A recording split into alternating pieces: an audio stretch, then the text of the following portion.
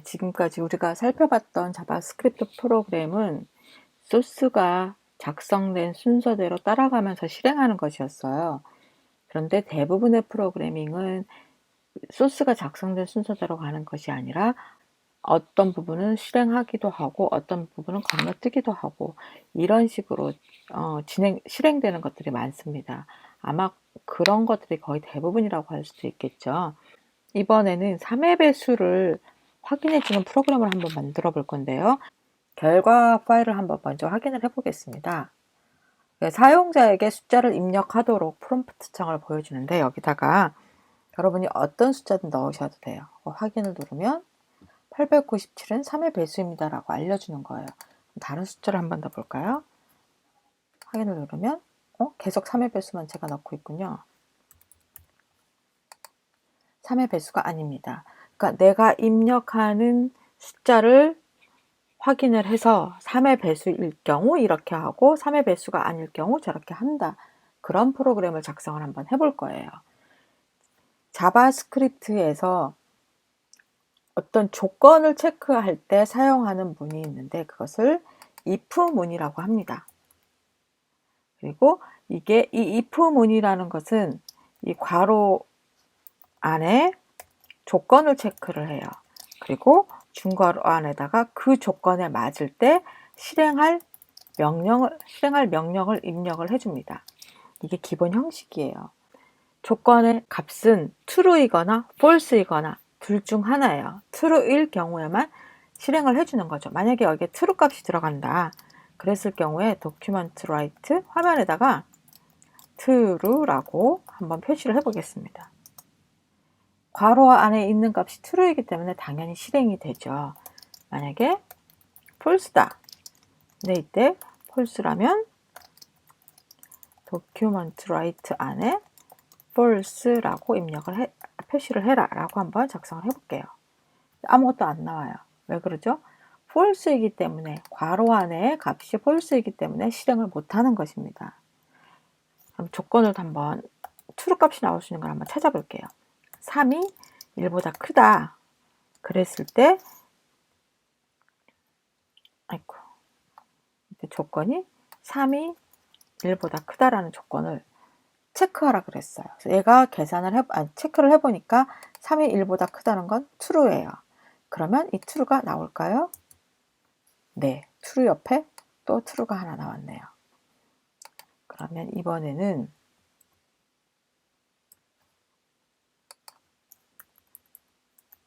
3이 1보다 작을 때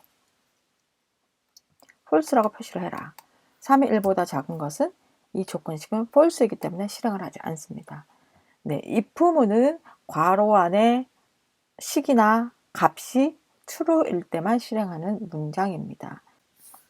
자, 그러면 3의 배수라는 것은 어떻게 알 수가 있죠? 어떤 숫자를 3으로 나눴을 때 나머지가 0이면 3의 배수인 거예요. 그쵸? 그래서 if 9를 3으로 나눴을 때 나머지가 0이면 이 값은 true일까요? false일까요? 9를 3으로 나눴을 때 나머지가 0이다. true이죠. 그러면 document write에다가 줄바꿈을 좀 해줄게요. 3의 배수입니다. 라고 실행을 해주면 돼요. 중괄호가 빠져서. 네, 3의 배수예요. 이렇게 3으로 나누었을 때 나머지가 0인지 아닌지만 체크를 해주면 3의 배수값을 찾을 수가 있습니다. 여기다 간단하게 그러면 저희가 소스를 작성을 한번 해볼게요. 자바스크립트 소스는 스크립트 태그 안에다가 작성을 한다 그랬죠. 웹문서 안에다 작성을 할 때는. 자, 사용자가 입력하는 값은 상수일까요? 변수일까요? 네, 변수에다 저장을 해야 됩니다. 그러면 variable 해놓고 user number 프롬프트 창을 이용을 해서 받아볼게요. 숫자를 입력하세요 라고 써보겠습니다. 프롬프트 창에서 받은 값을 유저 넘버에다 넣어줬어요. 그리고 if 유저 넘버를 3으로 나눴을 때 그 나머지 값이 0이면 화면에다가 3의 배수입니다 라고 써줄 거예요. if 조건에 맞을 때만 화면에 표시를 해주는 거예요. 자, 그럼 이걸 저장을 하고 라이브 서버를 통해서 한번 테스트를 해보겠습니다. 숫자를 입력해 보세요. 9를 입력해 보겠습니다. 3의 배수입니다 하고 맞았어요. 그럼 만약에 다시 10을 입력해 보겠습니다. 3의 배수가 아니니까 아무것도 안 나왔어요. 그러니까 3의 배수인지 체크하고 표시해 주는 것까지는 정확한데 3의 배수가 아닐 경우, 즉 조건이 맞지 않을 경우에 실행할 소스를 넣어주지 않았기 때문에 그냥 아무것도 없이 끝나버려요. 그래서 true일 경우에 실행할 명령은 if문에다 넣어주고요. true가 아닐 경우에 실행할 내용은 else문을 같이 해서 요 안에다가 넣어줍니다. 그래서 보통 if문만이 아니라 else문을 함께 사용해서 작성을 해요. 조건이 맞을 때 이 조건식이 true일 경우엔 이렇게 하고 조건식이 true가 아니라면 여기다가는 3의 배수가 아닙니다 라고 표시를 해줘라. 자, 이렇게 해보겠습니다. 그리고 여기 이 id 값이 result인 곳에다가 값을 표시를 해볼게요. 이럴 때는 document query selector id 값이 result인 곳에다가 inner html 또는 inner text 뜻이 뭐냐면 id 값이 result인 부분 여기죠. 여기에다가 이 3의 배수입니다 라고 쓸 건데 텍스트 값만 넣어줘라. 어떻게? 도큐멘트 라이트 빼고요. 3의 배수입니다 라고 이렇게 넣어주면 돼요.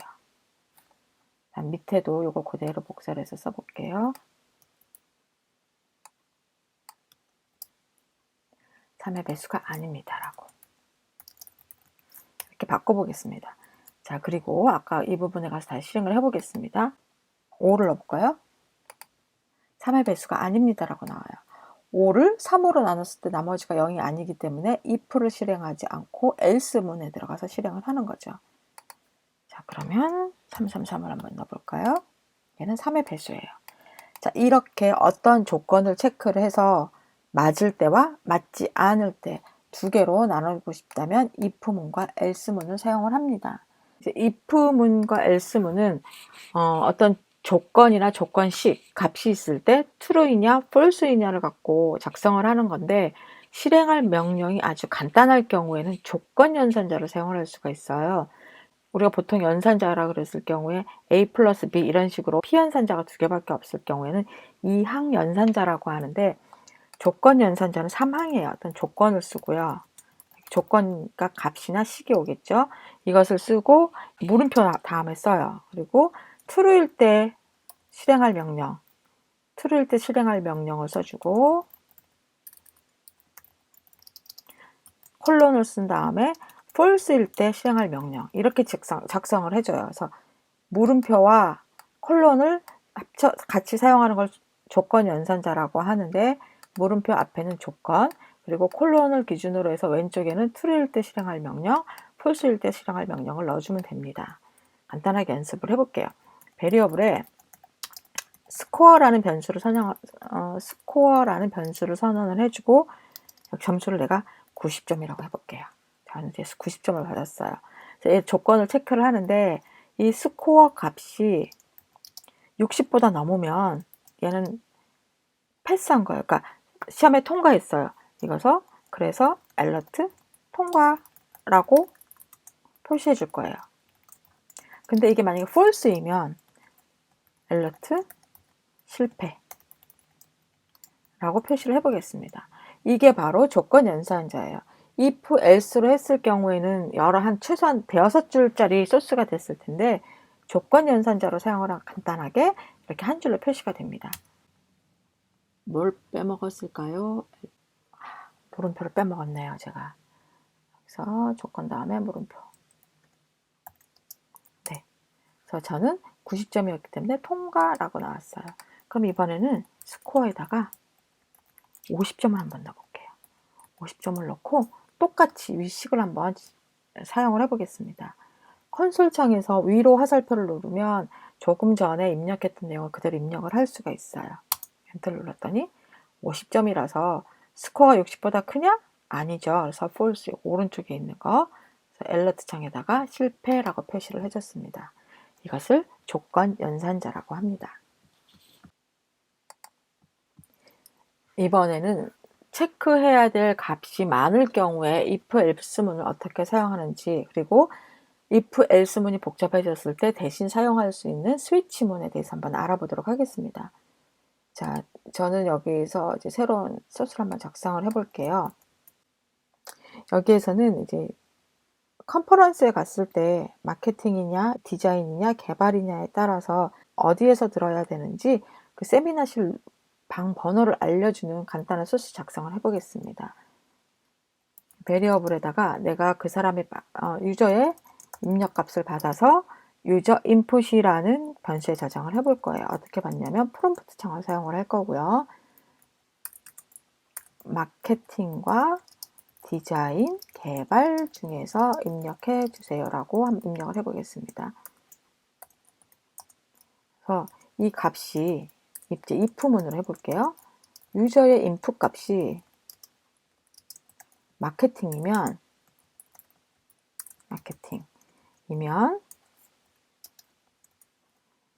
알러트를 한번 해볼까요? 쉽게.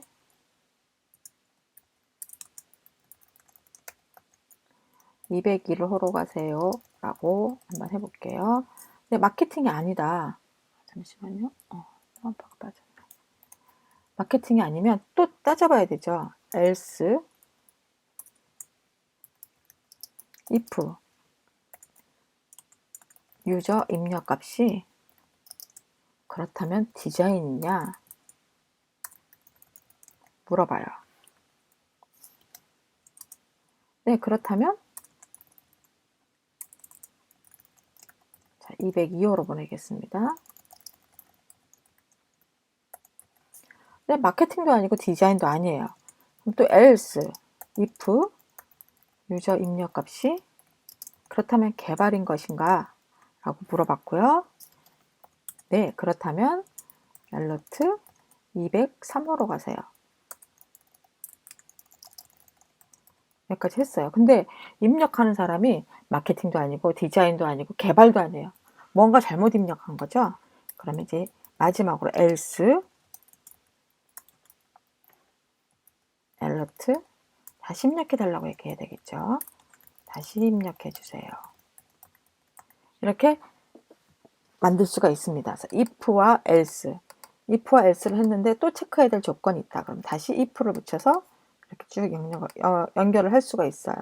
지금은 뭐 마케팅, 디자인, 개발 3개밖에 없으니까 좀 길더라도 이렇게 입력을 할 수가 있는데 선택해야 될 조건이 한 10개쯤 된다. 그러면 if, else, 이렇게 계속 복잡하게 나가야 되겠죠.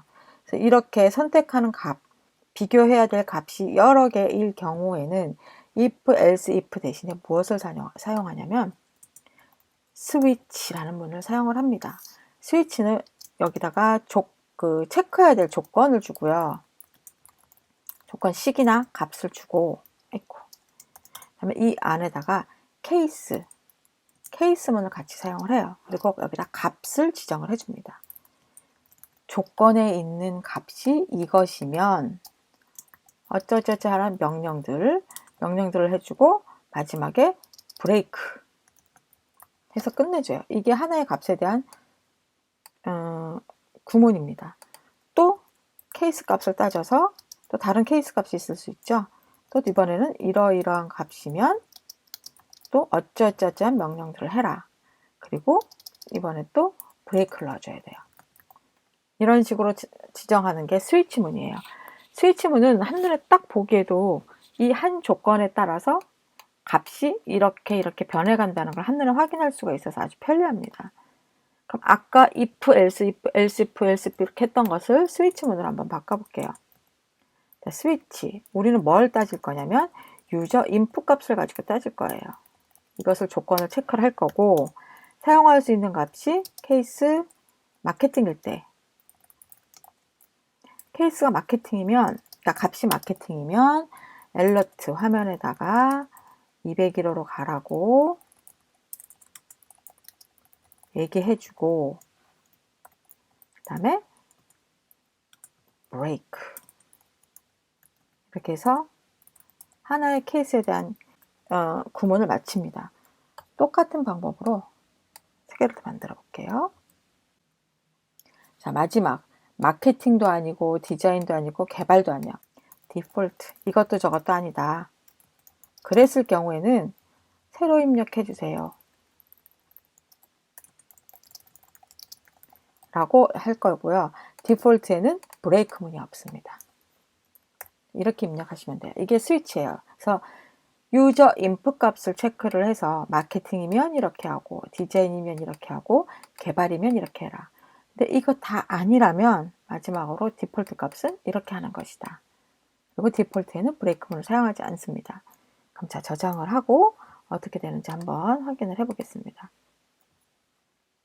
마케팅, 디자인, 개발 중에서 입력을 하래요. 자, 그럼 마케팅을 입력을 해 볼게요. 확인을 누르면 201호로 가세요 라고 얘기를 합니다. 이번에는 개발이라고 한번 입력을 해 볼까요? 네, 203호로 가라고 합니다. 그럼 여기다가 마케팅도 아니고 디자인도 아니고 개발도 아니다. 그러면은 뭐가 있을까요? 편집 확인 눌렀습니다. 새로 입력해 주세요 라고 나와요. 그러니까 여기 알림창에 표시할 내용은 뭐 여러분들이 정하기 나름이지만 그 입력한 값, 유저 인풋에 따라서 어떠한 명령들을 실행할 것인지를 스위치문과 케이스문을 사용하면 간단하게 지정할 수가 있습니다.